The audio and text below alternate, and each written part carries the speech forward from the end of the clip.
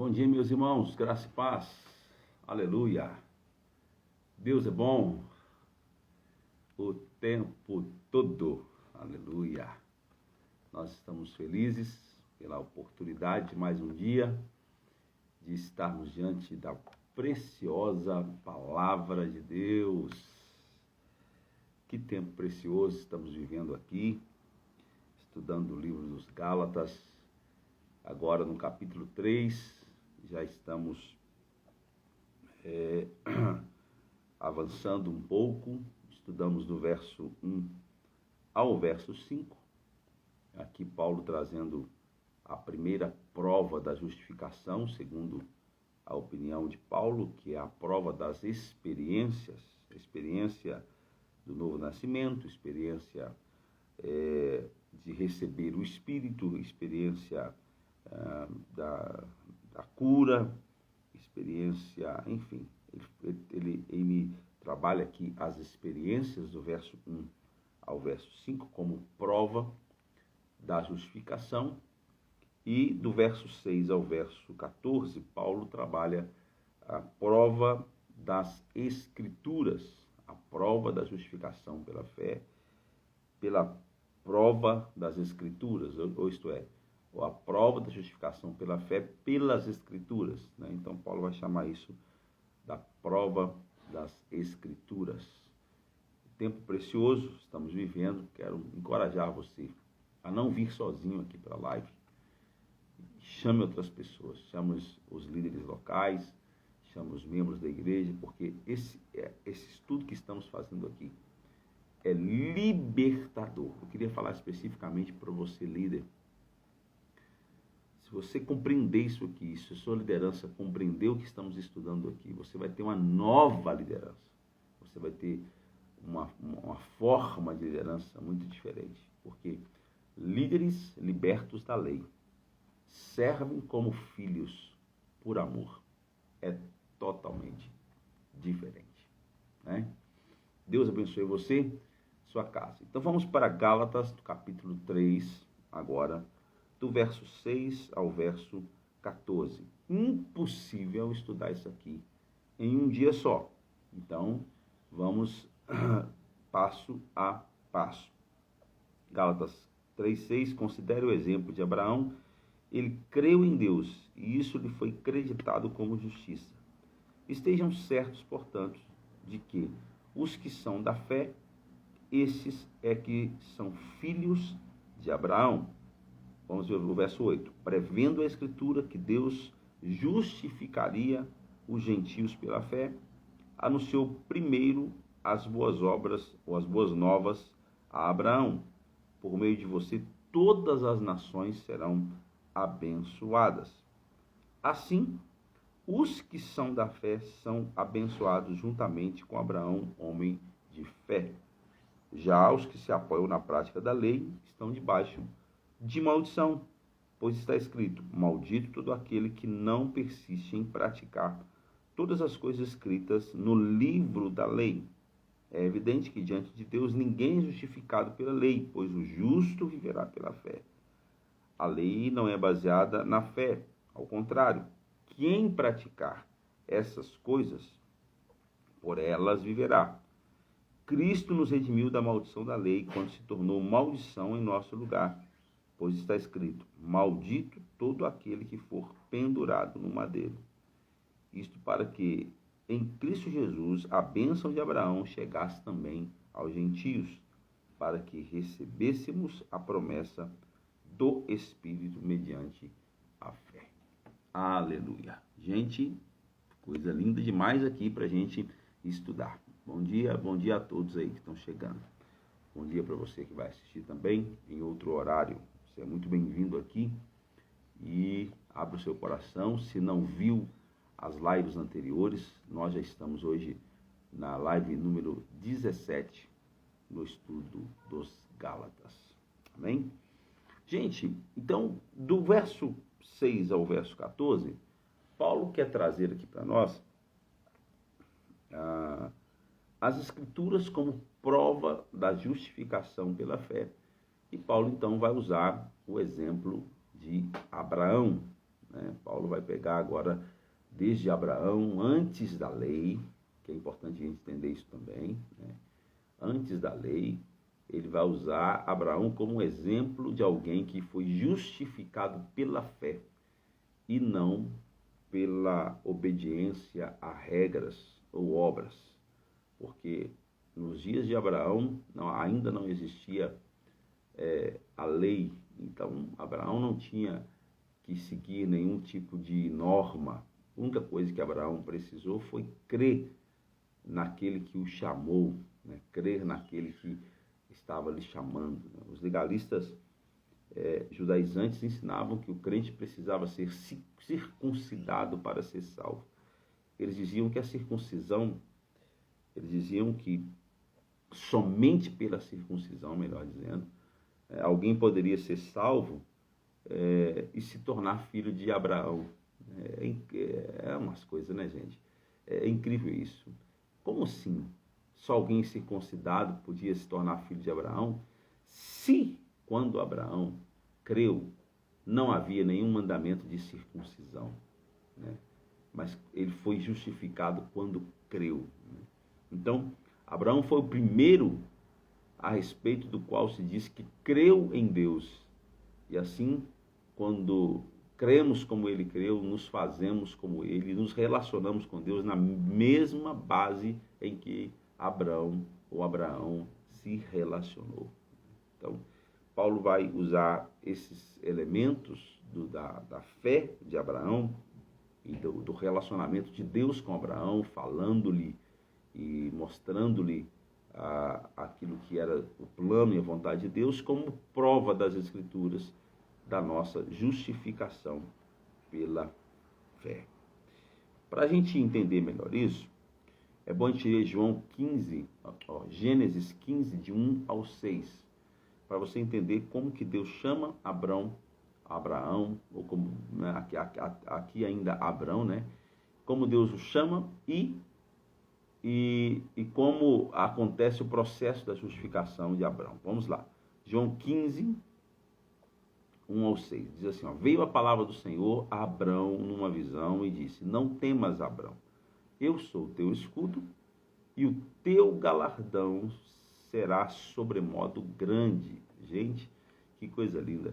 Respondeu Abrão, Senhor Deus, que me haverás de dar, se continuo sem filhos e herdeiro da minha casa, e o herdeiro da minha casa é o Damasceno Eliezer.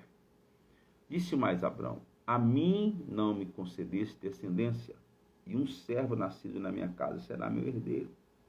A isso respondeu logo o Senhor, dizendo, não será esse teu herdeiro, mas aquele que será gerado de ti será o teu herdeiro.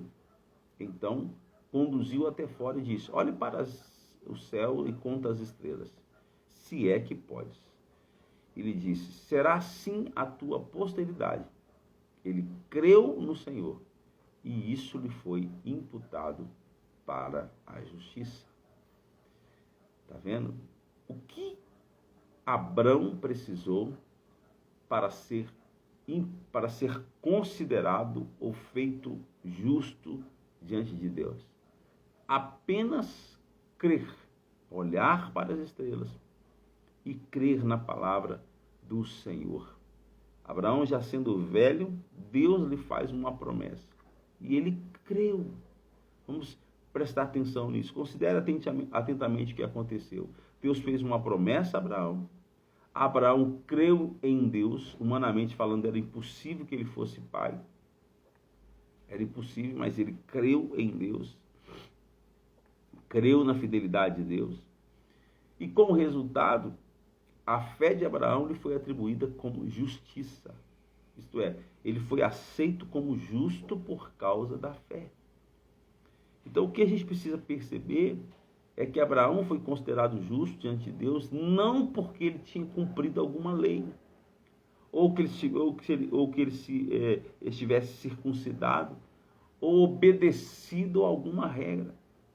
Ele foi justificado apenas por ter crido. Ele foi considerado justo simplesmente porque creu na promessa. E é isso que Paulo está tentando explicar aqui do verso 6 ao verso 14. Né? Que aqueles que creem na promessa são justificados.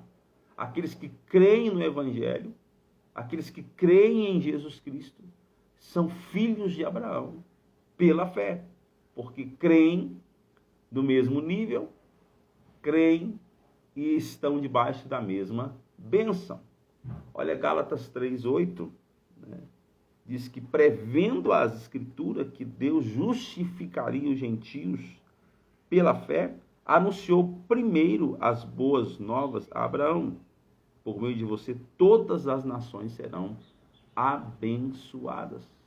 Olha que coisa linda, né? De modo que os da fé são abençoados com o crente Abraão. Todo aquele que crê em Deus, sem confiar nos seus méritos próprios, é feito filho de Abraão. E, portanto, justificado como Abraão foi justificado. Os da fé são abençoados como Abraão. Qual foi a bênção que Abraão recebeu? Além de todas as outras, a bênção da justificação. A graça, o favor de Deus. Não era por merecimento. A gente foi estudar Abraão, sua casa. Nós vamos encontrar uma família idólatra, uma família totalmente vivendo contrário à vontade de Deus. Mas qual que foi a bênção que Abraão recebeu? Por ter acreditado, ele recebeu a bênção da justificação. Então, todo aquele que crê em Deus sem confiar nos méritos próprios é feito filho de Abraão e, portanto, abençoado com a bênção de Abraão. Está comigo aí? Diga aleluia. Amém? Então, Paulo disse que a bênção de Abraão é uma bênção dupla. No verso 8, ele vai dizer que a bênção de Abraão é a bênção da justificação. E nos versos 2 ao 5, vai falar que a bênção de Abraão também, e também no verso 14, que a bênção de Abraão também é a promessa do Espírito. Olha que coisa linda. Então, qual que é a confirmação da justificação? É o Espírito de Deus em nós. Oh, glória! Então, por isso eu sempre questiono, né? Fulano tem uma vida totalmente distante da presença, não há conversão, e aí fica lá na igreja rodando, não sei o que, eu discordo plenamente disso, porque uma prova de alguém que foi justificado pela fé é o Espírito Santo. É o Espírito de Deus nessa pessoa. Verso 14 diz: isso para que em Cristo Jesus a bênção de Abraão chegasse também aos gentios, né? Então, justificados, está vendo? Para que recebêssemos a promessa do Espírito mediante a fé. Então, quando eu creio, quando eu estou na fé, eu recebo a justificação, né? A justificação pela fé, e a prova disso, a próxima promessa disso, é eu receber o Espírito, o selo da salvação. Então, meus irmãos, assim como Abraão foi justificado pela fé e recebeu o Espírito, não necessariamente o Espírito Santo, o batismo com o Espírito Santo, mas o Espírito de Deus que andava com ele, que o direcionava, assim também nós recebemos quando cremos. Nós recebemos o Espírito de Deus quando cremos em Cristo e em sua obra completa na cruz. Nós somos aceitos como justos diante de Deus e recebemos também o Espírito Santo em nós. Essas duas bênçãos caminham juntas, justificação e glorificação. Amém? É isso que Paulo escreveu lá em Romanos, no capítulo 8. Né? Aos que predestinou, chamou, aos que chamou, justificou, e aos que chamou, aos que justificou, glorificou, tá vendo? Então, o Senhor chama, justifica e glorifica. Ele chama, justifica e dá o Espírito Santo, traz a glória de Deus. Então, a gente precisa ter claro no nosso coração que a justificação não é um tipo de maquiagem espiritual que Deus aplica em nós. A justificação é algo que Deus opera em nós de forma tal que assim somos agora em Cristo. É uma operação, é uma transformação que Deus faz em nós. A gente chama isso de novo nascimento. Quando cremos, renascemos em Cristo. A Bíblia diz, Jesus vai dizer, os que nasceram da carne é carne, mas os que nasceram do Espírito é Espírito. Aleluia! Então, os que nascem da carne é carne. Então, antes de Natanael experimentar o novo nascimento, antes de você experimentar o novo nascimento, era carne, pecador, condenado ao inferno. Mas quando você participou do novo nascimento pela fé, você nasceu do Espírito. Então agora você é nova criatura. Você é nova criatura no Espírito. E se é nova criatura no Espírito, não tem como voltar mais. Assim que você nasceu, agora só quando você morrer, você vai deixar de ser humano. Se você renasceu em Cristo, você agora foi feito filho, porém justificado pela fé, e é isso que você vai ser até a volta de Jesus. Aleluia! Então, o Espírito de Deus em nós é a prova da nossa justificação. Amém? Se você tem o Espírito de Deus em você, é a prova. O Espírito não habita em templos imundos. Então, olha para você ver. Efésios capítulo 1, verso 13. Está comigo aí, gente? Vocês estão acompanhando? Você fica tão caladinho. Efésios 1, verso 13, diz, quando vocês ouviram e creram na palavra da verdade, o evangelho que os salvou, vocês foram selados em Cristo, selados em Cristo, novo nascimento, com o Espírito Santo da promessa, que é a garantia da herança até a redenção daqueles que pertencem a Deus para o louvor da sua glória. Efésios 1, 13 e 14. Então, o que está claro aqui? Que quando nós recebemos a palavra e cremos, esse receber a palavra e crer, isso me salvou. E o que é me salvou? Eu fui justificado, eu experimentei novo nascimento. A justificação é um processo de novo nascimento. Eu recebi o novo nascimento e com ele o selo, que é o Espírito Santo. Aleluia!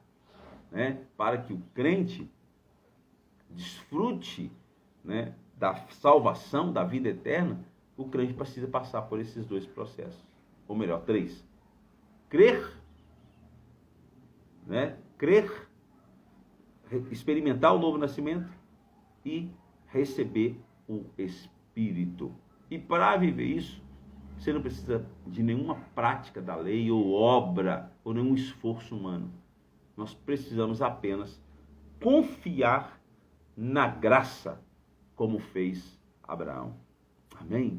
Gente, a gente está aqui ainda pensando nos primeiros versos. Passa muito rápido o tempo aqui, Mas deixa eu ir um pouco mais adiante com você, quando Paulo traz 2 princípios da vida. E aí que você vai poder escolher qual dos dois você quer viver. Viver na prática da lei está errado? Não necessariamente está errado. Só que quem vive na prática da lei está submisso à normativa da lei. E pior, Paulo diz que quem vive na prática da lei está debaixo de maldição. E alguém vai dizer, por que está debaixo de maldição? Porque nenhum homem, exceto Cristo, conseguiu cumprir a lei. E aquele que peca em um dos mandamentos, que qualquer judeu ortodoxo vai saber, que a lei não se resume aos 10 mandamentos. Na lei existia, se eu não estiver enganado, mais ou menos 620 mandamentos. Se os 10 é difícil, que dirá 620.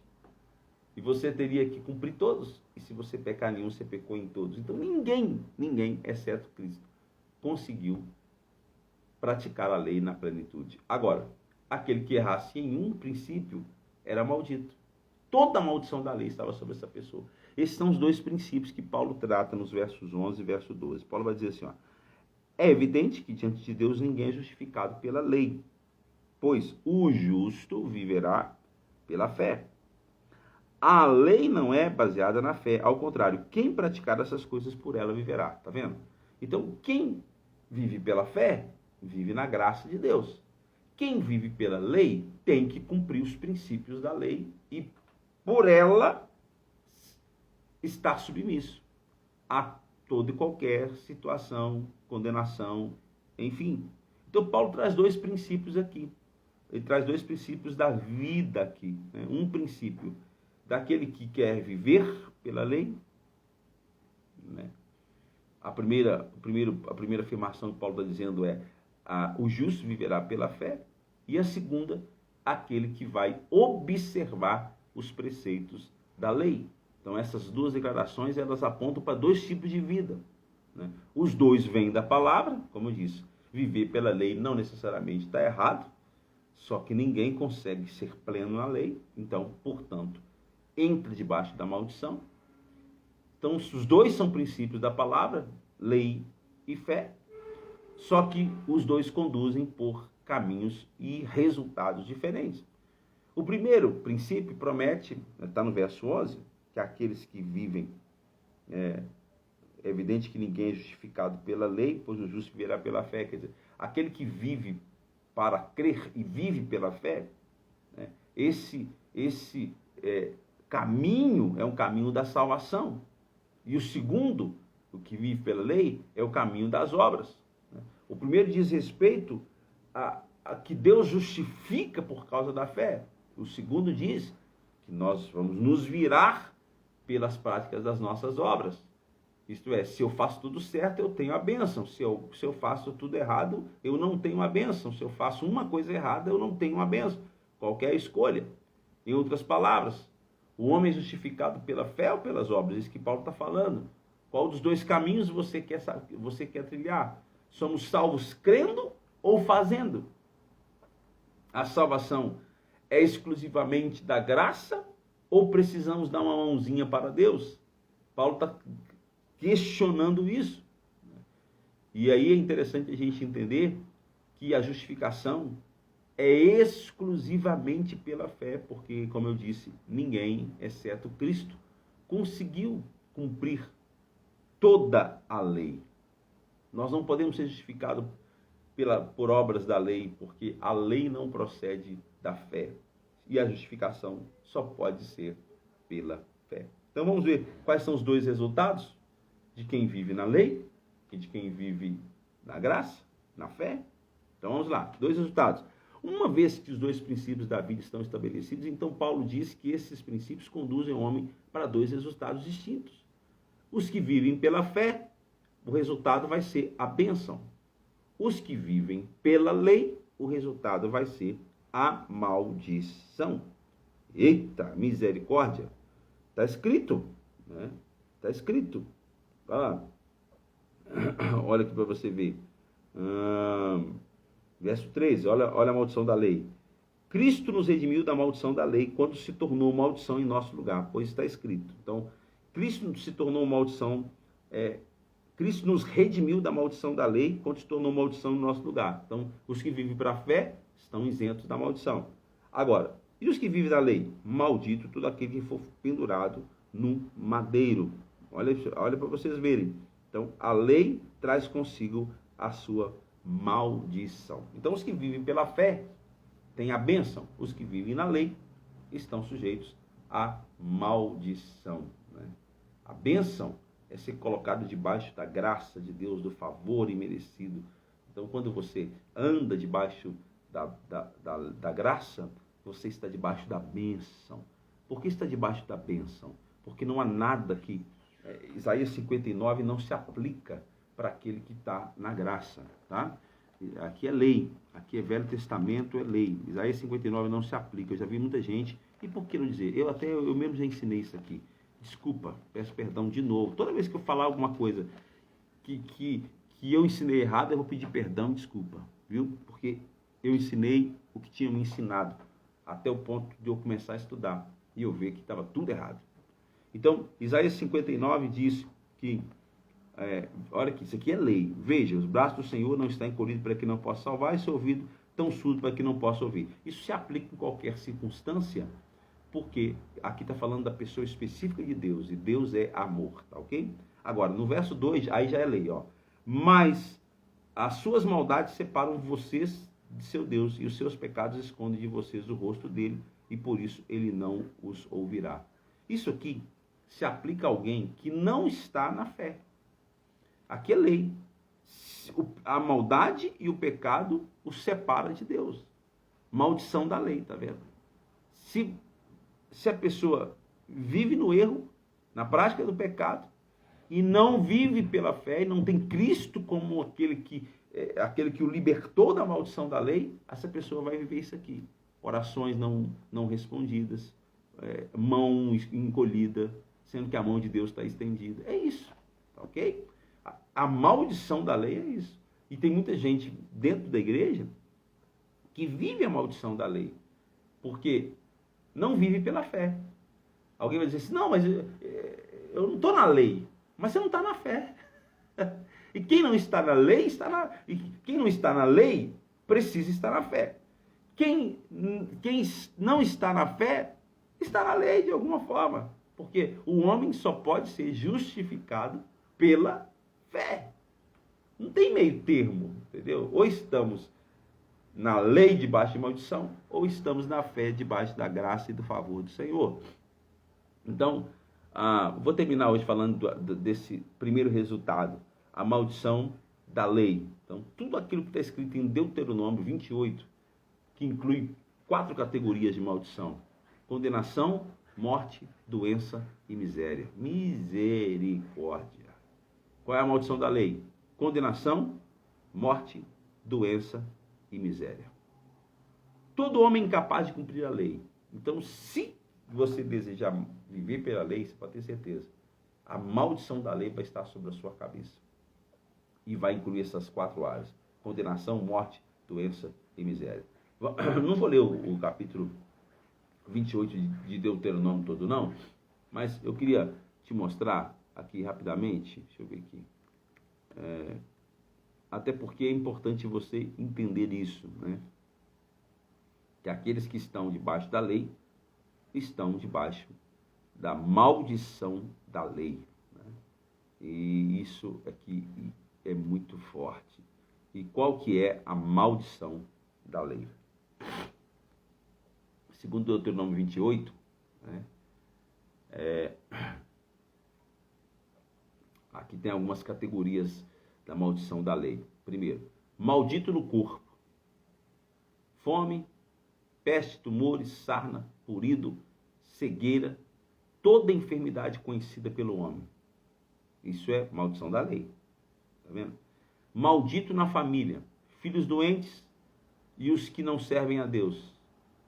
Infidelidade do casamento, ou o casamento destruído. Tá lá na maldição da lei, gente. Eu tô lendo para você, tô falando de forma panorâmica, Deuteronômio 28, para você entender. Quem quer viver pela lei está debaixo disso aqui. Maldição na sua mente, confusão, verso 28. Perturbação do espírito, opressão, loucura, medo de perder a vida. Maldição na mente, maldição da lei. Maldito na sua capacidade de sustentar a sua família. Fracasso das colheitas, seca, ataque por insetos, fracasso nos negócios, animais domésticos estéreis, falta de alimento e de bens materiais, ladrões que roubam. Está lá na maldição da lei, Deuteronômio 28. Quer ver mais maldição da lei? Maldito na sua própria existência. Lá no verso 45, ele diz: todas as maldições virão sobre ti, e te perseguirão, e te alcançarão, até que sejas destruído. Misericórdia. Maldição da lei: maldito na sua própria existência, assim como fome, com sede, com falta de tudo, servirás a teus inimigos. Olha a maldição ainda da lei: maldito na guerra, derrota na guerra, os inimigos tomarão tudo que é teu. Você ainda vai insistir em querer viver pela lei? Meu Deus, não, meu irmão. Não, em nome de Jesus. Gálatas 3:10. Já os que se apoiam na prática da lei estão debaixo de maldição, pois está escrito: maldito todo aquele que não persiste em praticar todas as coisas da lei. É evidente que diante de Deus ninguém é justificado pela lei, pois o justo viverá pela fé. Aleluia! Eu preciso terminar. Passa rápido demais aqui, 30 minutos. E você está muito quietinho aí. Preciso e quero que você participe, à medida que eu vou ministrando aqui, que você escreva, participa comigo e diga o que você está entendendo. Você pode fazer sua pergunta também. Você pode mandar sua pergunta aí na hora e eu paro aqui um pouquinho e te respondo, amém? Para que seja mais interativo. Olha, eu não sei se você está percebendo, mas o que estamos conversando aqui é riquíssimo em detalhes e poderoso para nos libertar. Então seja uma bênção comigo, compartilhando esse vídeo com outras pessoas. Daqui a pouco está lá no YouTube, você pode compartilhar de forma mais fácil, ou mesmo você pode compartilhar aqui do Instagram da igreja. Deus abençoe você. Voltamos amanhã não, hoje é quarta. Voltamos sexta-feira e ainda estudando aqui Gálatas, do verso 6 ao verso 14. Hoje terminamos falando de um dos resultados dos dois caminhos que as pessoas podem seguir, né? O caminho da graça, da fé e o caminho da lei. E falamos aí da maldição da lei, mas queremos conversar um pouco mais sobre a bênção na próxima sexta-feira. Deus abençoe você. Beijo no coração. Até breve.